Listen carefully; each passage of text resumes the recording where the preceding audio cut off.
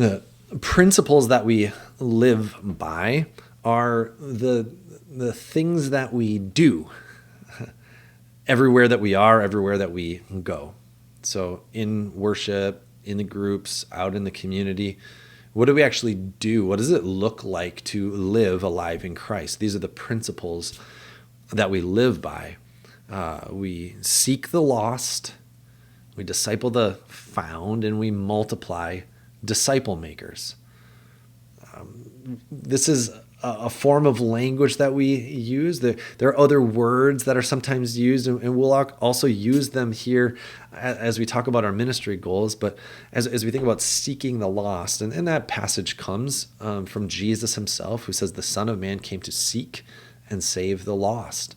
And so we participate in this mission of Jesus to go and pursue those who are disconnected from him, who are lost, right? And need to be found. And that's what Jesus does. That's what he's called us to do. So seek the lost. Another word for that we'll use interchangeably is the word evangelism. Evangelism. That's a Greek word that means good news. Good news.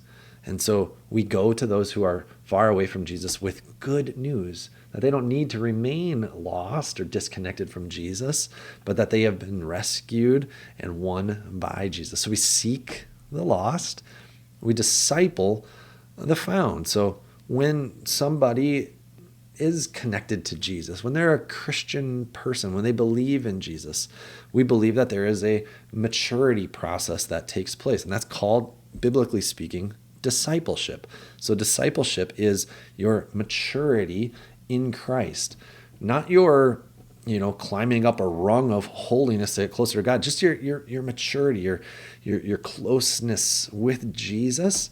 And we believe discipleship happens in relationship.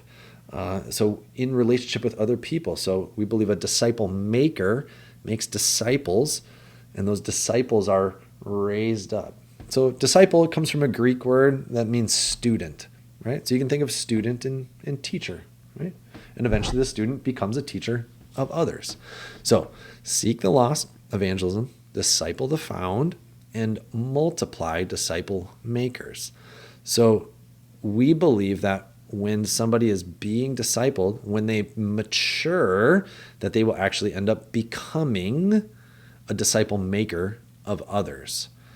This is what maturity is. Just like in our human life, when you mature in life, right? Like I'm an adult man now.